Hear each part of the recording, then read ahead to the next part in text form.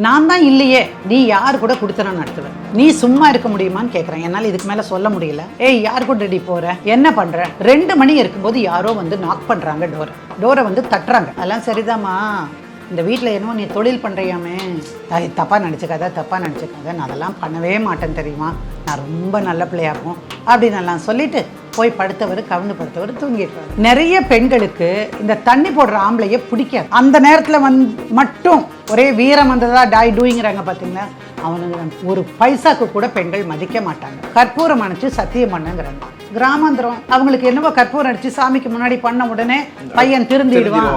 முகத்துல நெஞ்சில எல்லாம் அடிச்சு ஏன்யா இப்படி பண்ற, நம்ம வாழ்க்கை நல்லா இருக்கணும்னு தானே எங்கள் அம்மா தாலியை கூட விற்று கடனை வாங்கி உனக்கு இந்த காரை வாங்கி கொடுத்தா, ஏன் இப்படி பண்ணுற? ஒரு நாள் இவன் என்ன பண்ணுறான், ஹஸ்பண்டு நேராக வந்து அந்த பையன் குழந்தையை தூக்கிட்டு போயிடுவான். யாருக்கும் தெரியறது இல்லை. நான் நேற்று ராத்திரியே தாலியெல்லாம் கழட்டி போட்டுட்டேன், காமிக்கிட்ட போட்டுட்டேன். நக்கீரன் நேயர்களுக்கு வணக்கம். நான் விஜய் ஹரிஹரசுதன். வழக்கெண்ணில் ஒவ்வொரு வாரமும் வழக்கறிஞர் சாந்தகுமாரி மேம் அவங்க நடத்தின பல வழக்குகள் பற்றி ஒவ்வொரு எபிசோட்லையும் பேசிகிட்டு இருக்காங்க. இன்றைக்கும் அதே மாதிரி ஒரு வழக்கு பற்றி தான் பேச போகிறோம். வணக்கம் மேடம். வணக்கம் ஹரி. பூவா தலையா, ஆனா பெண்ணா, எதுவாக இருந்தால் என்ன, இது ஒரு வழக்கு தான் பார்க்கணும். Okay madam. இந்த பொண்ணு பேர் வந்து ஷியாம்லா, பாண்டிச்சேரியை சேர்ந்தவங்க. ஒரு சாதாரண குடும்பத்து பெண். அப்பா அம்மா பார்த்து ஒரே பெண்ணாக இருக்கா, அதனால நல்ல இடத்துல கல்யாணம் பண்ணணும் அப்படின்னு சொல்லி நினைக்கிறாங்க. மெட்ராஸ்லேருந்து ஒருத்தர் வராரு, மாப்பிள்ளை காரில் வந்து இறங்குறாரு. மாப்பிள்ளை காரில் வந்து இறங்கின உடனே அவங்களுக்கெல்லாம் ரொம்ப சந்தோஷம். என்னன்னு பார்த்தா அவர் டிரைவர் வேலை, அதனால் அவர் டிரைவரு. அதனால் நம்ம மகளை எங்கே கூப்பிட்டுட்டு போனாலும், எங்கே கூட்டிகிட்டு போனாலும் கார்லேயே போயிட்டு கார்லேயே வரலாம்ல அப்படிங்கிற ஒரு சந்தோஷம். அதாவது எளிமையான மனிதர்கள். இந்த பொண்ணு சாதாரண குடும்பம், அவங்க வீட்டில் ஒரே பொண்ணு, இந்த ஒரு பொண்ணுக்காகத்தான் வாழ்க்கையே. பொண்ணு நல்ல லட்சணமாக இருப்பாள். அப்புறம் இவங்க பார்த்த உடனே, மாப்பிள்ளையை பார்த்த உடனே அந்த பொண்ணுக்கும் பிடிச்சிருது, அவங்களுக்கும் பிடிச்சிருது. சரி, நம்ம கல்யாணம் பண்ணலாம். சரி, கல்யாணத்துக்கு என்ன போடலாம்? 20 பவுன் நகையை அந்த பொண்ணுக்காக சேர்த்து வச்சுருக்காங்க. நம்ம ஊர்லலாம் எப்படின்னு கேட்டிங்கன்னா, கல்யாணத்துக்கு பொண்ணுக்கு அன்னைக்கு தான் போய் 20 பவுன் வாங்குறதுன்னு கிடையாது. அது பிறந்த நாள்லேருந்தே காது குத்தும் போதுலேருந்து ஆரம்பித்து நீங்கள் பார்த்தீங்கன்னா ஒவ்வொரு ஃபங்க்ஷனுக்கும் ஒவ்வொன்றா வாங்கி சேர்த்து வைப்பாங்க. அப்புறம் அந்த ஃபங்க்ஷனுக்கு வரும்போது உற்றமும் சுற்றமும் என்ன பண்ணும், அவங்களும் ஒரு 1/4 காசு 1/2 காசுன்னு போட்டு அதெல்லாம் தங்கமாக வாங்கி வச்சுருப்பாங்க. அதை வச்சு எல்லாத்தையும் தன் பொண்ணுக்காக அவங்க அப்பா அம்மா செய்கிறாங்க. பாண்டிச்சேரியிலையும் கல்யாணம், அங்கேயும் ஒரு ரிசப்ஷன். அப்புறம் அங்கேருந்து சென்னை வந்த உடனே சென்னையில் ஒரு ரிசப்ஷன். அந்த பொண்ணு நிறைய கனவுகளோடு தான் இந்த பையனை கல்யாணம் பண்ணிக்கிறான். பெரிய மாளிகை வீட்டில் வாழணும் அப்படிங்கிற அவசியம் இல்லை. மாளிகையெல்லாம் அவளுக்கு தேவையே இல்லை. ஆனால் ஒரு நிம்மதியான வாழ்க்கை வேணும். ஏன்னா அவங்க அப்பா அம்மா ரொம்ப நாள் பொண்ணு தேடி, தனக்கு வயசாகுது அதுக்கு முன்னாடி வந்து எப்படியாவது கல்யாணம் பண்ணி வைக்கணும்னு சொல்லி நடந்த ஒரு திருமணம். அதனால் சந்தோஷமாக தான் வாழ்க்கையை ஆரம்பிக்கிறான். முதல்ல ஒரு வாரம் 10 நாள் எல்லாம் சரியாக தான் போகுது, சரியாக போகிற மாதிரி தான் அவளுக்கு தெரியுது. அப்புறம் ஒரு வாரம் கழித்து அவன் வேலைக்கு போவான் பாருங்கள். வேலைக்கு போகணும், எவ்வளோ நாள் லீவ் போட்டிருப்பீங்க, அப்புறம் நீங்கள் வேலைக்கு போகலையா அப்படின்னு சொன்னால் நான் போயிட்டு வரேன் அப்படின்னு அவனும் கிளம்பி போகிறான். போயிட்டு ராத்திரி வரும்போதே தள்ளாடிட்டு தான் வீட்டுக்குள்ளே நுழையிறான். இவளுக்கு ஒரே ஷாக்கு. அப்புறம் என்னங்க நீங்கள் என்ன, இல்லை சும்மா பசங்கள்லாம் சேர்ந்து ஒரே ஏற்றி விட்டானுங்க, கல்யாணம் ஆகிடுச்சு, எங்களுக்கு ட்ரீட் கொடுறான்னு சொன்னாங்க, அதனால் நான் வந்து அவங்களுக்கெல்லாம் வாங்கி கொடுத்தேன், அப்படியே நானும் ஒருத்தர் அடிச்சிட்டேன், தப்பாக நினச்சிக்காத, நான் அதெல்லாம் பண்ணவே மாட்டேன் தெரியுமா, நான் ரொம்ப நல்ல பிள்ளையாகும் அப்படின்னு எல்லாம் சொல்லிவிட்டு போய் படுத்தவர் கவுந்து தூங்கிடுறாரு. ஸோ சரி, தெரியாமல் ஏதோ ஒரு பண்ணிட்டாங்க. இந்த ஃப்ரெண்ட்ஸ் எல்லாம் நல்லவங்களோட சகவாசம் வச்சுக்கோங்க, கெட்டவங்களோடலாம் நீங்கள் வச்சுக்காதீங்க. நமக்கு வாழ்க்கையே இருக்குது. சரி, வெரி குட், எல்லா வசனமும் பேசியாச்சு. அடுத்த நாள்னு பார்த்தா தினம் வர்ற வேலையிலெல்லாம் கொஞ்சம் தண்ணியை போட்டு தள்ளாடிட்டே தான் வருது. ஒரு விஷயம் வந்து ஆண்கள் புரிஞ்சுக்க வேணும். என்னன்னு கேட்டிங்கன்னா, நிறைய பெண்களுக்கு இந்த தண்ணி போடுற ஆம்பளையே பிடிக்காது. அந்த நேரத்தில் மட்டும் ஒரே வீரம் வந்ததா டாய் டூயிங்கிறாங்க பார்த்தீங்களா, அவனுக்கு ஒரு பைசாக்கு கூட பெண்கள் மதிக்க மாட்டாங்க. ஒன்று, அந்த மதுவினுடைய நெடி பெண்களை அண்ட விடாமல் செய்துவிடும். ஸோ இதையெல்லாம் புரிஞ்சுக்காமல் ஒருத்தன் வாழ்க்கையில் இருந்தான்னா அந்த திருமண வாழ்க்கை வந்து சரிப்பட்டு வராது. அப்போ இவ சொல்கிறா, இங்கே பாருங்கள், நமக்கு இப்போ தான் புதுசாக கல்யாணம் ஆகி நமக்கு வந்திருக்கோம், வாழ்க்கை ரொம்ப தூரம் இருக்குது, எங்கள் அப்பா அம்மாலாம் கஷ்டப்பட்டு தான் இந்த மாதிரி கல்யாணத்தெல்லாம் ஏற்பாடு பண்ணி செஞ்சுருக்குறாங்க. அதனால் நீங்கள் தயவு செய்து இதெல்லாம் குறைச்சிக்கோங்க. கொஞ்சம் கொஞ்சமாக நம்ம மாற்றிக்கலாம். நீங்கள் அப்படி ஏதாவது கட்டுப்படுத்த முடியலன்னு நீங்கள் நினச்சிங்கன்னா சொல்லுங்கள்.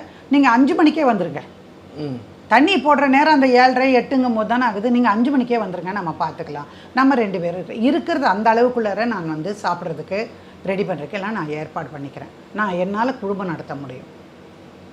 என்ன தான் நாயை குளிப்பாட்டி நடு வீட்டில் வச்சாலும் சிலதெல்லாம் வந்து மாறவே மாறாது. இவ தன்னுடைய அன்பால் சொல்லி பார்க்குறா, நீ வேலை பாதி செஞ்சால் போதும்னு சொல்கிறா, நான் சமாளிக்கிறேன்னு சொல்கிறா, இல்லை நானும் உன் கூட வரட்டுமான்னு கேட்குறேன். என்ன சொன்னாலும் அந்த மனுஷன் வந்து திருந்துறதே இல்லை. அதுக்கப்புறம் தான் அவங்க அப்பா அம்மா வீட்டுக்கு வந்து சொல்கிறாங்க. அப்போ அவன் சொல்கிறான், இந்த வாடகை கிடைக்கிறதுக்கே நான் என்ன கஷ்டப்படுறேன்னு தெரியுமா அப்படின்னு. அப்புறம் பார்த்தா அந்த வண்டியே அவனோடது அல்ல, கார் அவனோடது அல்ல, அவன் வாடகைக்கு ஓட்டுறான். முதலாளி காரை இவர்கிட்ட கொடுத்துருவாரு. ஒரு நாளைக்கு இவ்வளவுன்னு ஊதியத்தை நிர்ணயம் பண்ணி அதை வந்து அவருக்கு கொடுத்துடணும். அதுக்கு மேலே வர்றது தான் இவருக்கு லாபம் அல்லது இவருடைய வருமானம். அப்போ இந்த மாதிரியெல்லாம் இருக்குது, நான் சம்பாதிக்கிறதெல்லாம் அங்கேயே போகுது, நான் எப்படி வீட்டு கொடுப்பேன், அந்த வருத்தத்தில் தான் குடிக்கிறேன் அப்படின்னு சொன்னவுடனே அவளுடைய மாமியார் என்ன பண்ணாங்க, அந்த அம்மா கழுத்தில் போட்டுட்டு இருந்த ஒரு செயினியை எண்ணெயத்தையோ கொண்டு போய் விற்று கொஞ்சம் பணத்தை ரெடி பண்ணி ஒரு 20,000 கடனை வாங்கி 70,000 ரூபாய் நான் கொடுக்குறேன், நீ போய் கட்டி சொந்தமாக ஒரு கார் எடு, வர்ற வருமானத்தில் கொஞ்சம் கொஞ்சமாக கொடுத்து கடன் அடிச்சிரு, ஆனால் இனிமேல் நீ இப்படி பண்ண மாட்டேன்னு மட்டும் கற்பூரம் அணைச்சி சத்தியம் பண்ணுங்கிறாங்க. கிராமாந்திரம் அவங்களுக்கு என்னவோ கற்பூரம் அடித்து சாமிக்கு முன்னாடி பண்ண உடனே பையன் திருந்திடுவான் அப்படிங்கிற ஒரு நம்பிக்கையில் அவங்க கொடுத்தாங்க. இவனும் கற்பூரம் எல்லாம் அடித்து சத்தியம் தான் பண்ணினான். ஆனால் காரு வந்து புதுசாக போய் பேங்க்கில் லோன் போட்டு கார் வாங்குறான். கார் வரும்போது என்ன யார் வைப்பாங்க, சும்மா லோன் கொடுத்துருவாங்களா பேங்க்கில்? கொடுக்க மாட்டாங்க. என்ன நடக்கும், ஏதாவது ஒரு ப்ராப்பர்ட்டியை வையும்பாங்க கண்டிப்பாக. அந்த மாதிரி வரும். இல்லை அதையவே வந்து ஹைப்போதெகேஷனுக்கு வச்சு தான் அவங்க பண்ணுவாங்க. ஸோ என்னென்னா இவன் அதையெல்லாம் வாங்கிட்டு கூட இப்போ யாரவன் ஒரு காரினுடைய ஓனர், முதலாளி, ஒரு முதலாளி. இப்போ ஃப்ரெண்ட்ஸ் கேட்குறாங்க, டேய் கார்லாம் வாங்கிட்டடா, செம்ம ஆள்டா, நல்ல இடத்துல தான் பொண்ணு எடுத்திருக்க, எங்களுக்கெல்லாம் பார்ட்டி வைடா. திரும்பவும் டேய் நான் இப்போவே சொல்லிட்டேன், பார்ட்டி வைக்கிறேன், ஆனால் எந்த காரணம் கொண்டு நான் கூட இருக்க மாட்டேன், என் பொண்டாட்டி என்னை திட்டிடுவாடா அப்படின்னு. ஆனால் போய் உட்காந்து ஒரு 10 நிமிஷம் கழிச்சு அவனா இல்லை. ஸோ வர்ற வழியெல்லாம் அந்த காரை கொண்டு வந்து நிறுத்துறதுக்கே வேற ஒரு ஆள் கூட வர வேண்டியதாக இருக்குது. அந்த அளவுக்கு அலசிருச்சா? அந்த அளவுக்கு எனக்கு அது அலசிருச்சானா அர்த்தம் தெரியல. கார் அலசிருக்கு அந்த அளவுக்கு மோசமான நிலைமையில வீட்டுக்கு வந்து சேர்றான். இந்த பொண்ணுக்கு தாங்கவே இல்லை. என்ன பண்ணுறான், அவன் வந்த உடனே பிடிச்சி அப்படியே 4 அறை விட்டுறான், முகத்தில் நெஞ்சில் எல்லாம் அடித்து, ஏன்யா இப்படி பண்ணுற, நம்ம வாழ்க்கை நல்லா இருக்கணும்னு தானே எங்கள் அம்மா தாலியை கூட விற்று கடனை வாங்கி உனக்கு இந்த காரை வாங்கி கொடுத்தா, ஏன் இப்படி பண்ணுற? அவன் என்னத்தை சொல்லுவான், எங்கே பிடிச்சி தள்ளினாலும் பொத்துன்னு விழுகிற மாதிரி ஸ்டேஜ். ஸோ அது முடிச்சு போச்சு. அப்புறம் என்ன பண்ணால், இனி நாம் யாருக்கிட்டேயும் சொல்லவே வேண்டாம், சொல்லி பிரயோஜனம் இல்லை. முதல்ல காரை கொண்டு போய் யாராவது ஒருத்தர் வாங்குறாங்கன்னா அதை கொடுத்துட்டு கடனை பேங்க்கில் கட்டு அப்படிங்கிறான். இவன் அது பண்ணுறதில்ல. மறுபடியும் 1 மாதத்தில் என்ன ஆகிடுது, மாதமான பணம் கட்டணும்ல, இவன் பணம் கட்டலை. உடனே பேங்க்லேருந்து வந்துடுறாங்க, பணம் ஏன் கட்டலை. 3 மாதம் 6 மாதம் தினமும் ஆளுக வீட்டுக்கு வர்றதும் போகிறதும் காரை சீஸ் பண்ணி எடுத்துகிட்டு போயிட்டாங்க. இருந்த வருமானத்திற்கு இருந்த வழியும் முடிஞ்சு போச்சு. இவன் அதோடு விட்டுட்டா, இனி பிரயோஜனமே இல்லை. இந்த மாதிரி குடிச்சிட்டு இங்கே வந்து சத்தம் போடுறதா இருந்தால் நீ வீட்டுக்கு வராதே, வேறு என்ன செய்ய முடியும், எப்படி தடுத்து நிற்பீங்க? அதாவது ஒரு வாழ்க்கைக்கான மாற்றத்துக்கு ஒரு வழியை காட்டலாம், அதையும் நீ பின்பற்றலைன்னா அவங்க என்ன பண்ண முடியும், நீ வீட்டுக்கு வராதே அப்படின்னு சொல்லிட்டு கதவை அடைச்சிட்டு போய் படுக்கிறான். இவன் வெளியவே கதவை தட்டுவான், அவ்வளோ வசனம் பேசுவான், ஊரில் இருக்கிற அத்தனை நரகல் நடையில் வார்த்தைகள் பார்க்கணுமே, அவ்வளோ மோசமாக திட்டுவான். ஏதோ அந்த பொண்ணு ஒரு பிராத்தல் ஹவுஸே வச்சு நடத்துகிற மாதிரி எல்லாம் பேசுவான். அப்புறம் இதுக்கப்புறம் அவளால் சகிக்க முடியல. ஏன்னா இந்த இன்டர்ரெக்னம் பீரியடே என்ன ஆகிப்போச்சுன்னா 3 குழந்தை ஆகிப்போச்சு. அடேங்கப்பா. 2 பெண் குழந்தை, ஒரு பையன் குழந்தை. இந்த கால அவகாசம்ங்கிறது ஒரு 3-4 வருஷம் தாண்டி போயிடுச்சு. இப்போ என்ன பண்ணுவீங்க, பொன் குழந்தைகளை நான் வீட்டில் வச்சுருக்கேன், வாசலில் நின்று இந்த வீட்டை பற்றி நீ தப்பாக பேசுனீன்னா பொன் குழந்தைகளுடைய எதிர்காலம் என்ன ஆகும்? கேள்விக்குறி. 4 பேர் என்ன நினைப்பாங்க? தப்பான சிந்தனை உள்ளவன் நாளைக்கு வந்து கதவு தட்ட மாட்டான்னு என்ன நிச்சயம்? எவ்வளவோ சொல்லி பார்க்குறான், கதவு திறக்காமலே ஜன்னல் வழியாகவே எல்லாத்தையும் சொல்லி பார்க்குறான். அவன் வெளியே இருந்து கல்லை தூக்கி தூக்கி வீசுகிறான். பட்டு டியூப்லைட் எல்லாம் உடஞ்சி போயிடுது.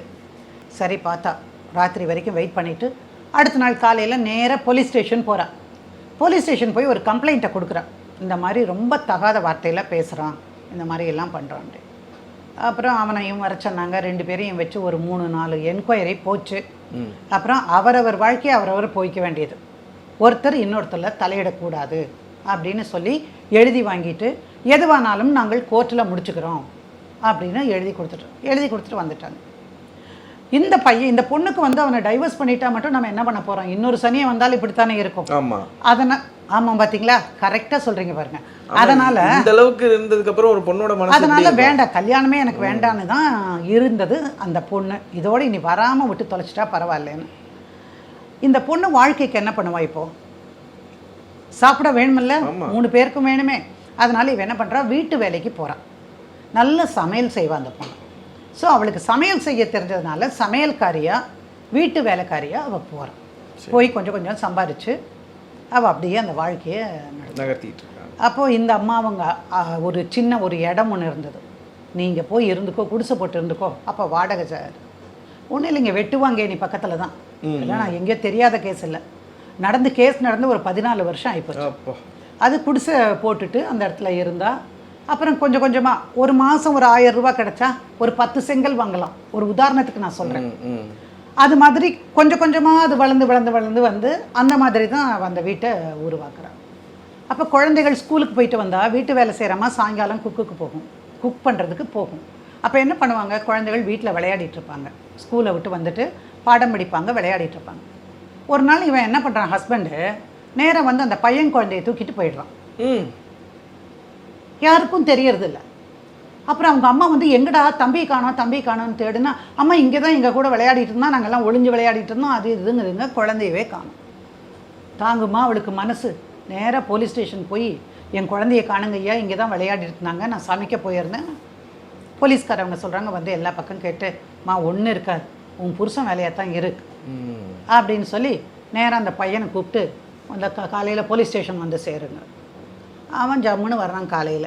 இந்த பொண்ணும் போகும்போது கேட்டால் நான் எடுக்கவே இல்லைன்ட்டான். அவர் ஆன வரைக்கும் பார்த்துட்டு, ஆனால் போலீஸ்காரங்களுக்கு மட்டும் இந்த திருத்தணம் மட்டம்ல கரெக்டாக தெரிஞ்சிடும் போல்.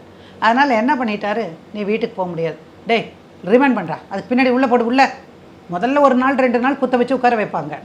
அப்புறம் என்ன பண்ணாங்க, உள்ளே போடுன்ட்டாங்க. இப்போ உள்ளே போடணும்னா இல்லைங்க, அது என் குழந்தை, இந்த மாதிரி தப்பான பொம்பளைகிட்ட வாழ்ந்தா அவனுடைய பேர் கெட்டு போங்க, அதனால நான் தான் எடுத்துகிட்டு போனேன். இப்போ இவன் மேலே கடத்தல் கேஸ் கொடுக்க முடியாது. ஏன் கொடுக்க முடியாது, அப்பா பயாலஜிக்கல் ஃபாதர். அதனால் இந்த பாரு இந்த வேலையெல்லாம் நீ வச்சுக்காத அப்படிங்கிறாங்க. அந்த பையன் சரி நான் கூட்டிகிட்டு வரேன்ட்டு போகிறவன் 1 வாரம் வரல, 2 வாரம் வரல, 3 வாரம். அதுக்குள்ளே பையனை நல்லா செட் பண்ணி அவனுக்கு என்ன கேட்டாலும் வாங்கி கொடுத்து அந்த பையனோட ஒரு மாதம் கழித்து ஸ்டேஷனுக்கு வர்றான். அந்த பையனை எங்கள் அப்பா கூட தான் இருப்பேன் அப்படின்னு சொல்லிவிடு. ஏன்னா அங்கே ஆயா இருக்கிறாங்க, அதாவது பாட்டி தாத்தாலாம் இருக்காங்க, செல்லமாக வச்சுப்பாங்க, அதனால் வாங்கி இருக்கணும். அப்போ அந்த பொண்ணு தான் வந்து கேட்டா, என்னம்மா பண்ணுறது ஏது பண்ணுறது சொல்லுங்கம்மா அப்படின்னு. விட்டு தொலை, பையன் தானே, அப்பா தானே வச்சுக்கிறாரு, பெரியவங்க 2 பேர் இருக்காங்க, அங்கே இருந்து வளரட்டும், உன்னாலேயே முடியல குடும்பம் நடத்த, நீ இந்த 2 குழந்தைகளை வச்சுட்டு வைக்கிற. ஸோ அமைதியாக போகிற மாதிரி தான் வாழ்க்கை இருந்தது. ஆனால் இந்த மாதிரி ஆளுங்க விஷமிக இருக்காங்க பாருங்கள், அவங்களால சும்மாவே இருக்க முடியும், நோண்டிகிட்டே இருக்கணும் பொம்பளைய. ஏன்னா நான் தான் இல்லையே, நீ யார் கூட கொடுத்தனன்னு நடத்துவேன், நீ சும்மா இருக்க முடியுமான்னு கேட்குறேன். என்னால் இதுக்கு மேலே சொல்ல முடியல புரியுது அப்படின்னு அடிக்கடி வந்து கேட்குறான். ஏய் யார் கூட ரெடி போகிற, என்ன பண்ணுற அப்படின்னு. இவன் வந்தாலே என்ன, உனக்கு இதை தவிர வேறு வேலையே கிடையாதா போ அப்படின்னு சொல்லிட்டு கதவை உள்பக்கமாக தாள் போட்டுருவா. விடியானாலும் திறக்க மாட்டான். அதுக்குள்ளே இவன் குடிச்சிட்டு மப்பில் கிடப்பான், இல்லைன்னா யாராவது ஒருத்தர் தூக்கிட்டு போவாங்க. இதனால் அப்படி இருக்கும்போது ஒரு நாள் ராத்திரியில் ஒரு 1:30-2 மணி இருக்கும். 2 மணி இருக்கும்போது யாரோ வந்து நாக் பண்ணுறாங்க டோரை வந்து தட்டுறாங்க. இவள் வீட்டு டோரை தட்டுறாங்க. இவள் அதுக்குள்ளே ஒரு டோர் வைக்கிற அளவுக்கு வளர்ந்துருக்குறான். அந்த வீட்டில் தட்டின உடனே இவள் கதவை திறக்கிறான். கதவை திறந்து பார்த்தா போலீஸ்காரங்க 2 பேர் நிற்கிறாங்க. கூட பொம்பளை போலீஸ் வேறு 2 நிற்கிது. மொத்தம் 4 பேர் இருக்காங்க. பக்கத்தில் ஒருத்தன் யாருன்னு பார்த்தா இவள் புருஷன். சார் எதுக்கு சார் இந்த நேரத்தில், என்ன சார் நீங்கள் வரீங்க, அந்த ஆள் தான் இப்படி பண்ணுறானே, என்னங்க சார், நான் நாளைக்கு காலையில் எழுந்திரிச்சா நான் சமையலுக்கு போகணும் சார். அதெல்லாம் சரிதாம்மா, இந்த வீட்டில் என்னமோ நீ தொழில் பண்ணுறியாமே, என்ன பண்ணுவா பாருங்க. அடுத்த ராத்திரில ஆங்காரம் வந்தவன் நேரம் வந்து அவன் மண்டையை பிடிச்சி போய் செவுத்துல ஓட்டணும்னு வரான். அவ்வளோ ஒரு கோபம் வருது. அப்போது சார் நான் 2 வயசுக்கு மாதிரி இருக்கக்கூடிய வயசுக்கு வர மாதிரி இருக்கக்கூடிய 2 பொண்ணுகளை வச்சுருக்கேன். இதெல்லாம் எனக்கு எவ்வளோ மானக்கேடு சார். அக்கம் பக்கத்தில் என்ன நினைப்பாங்க.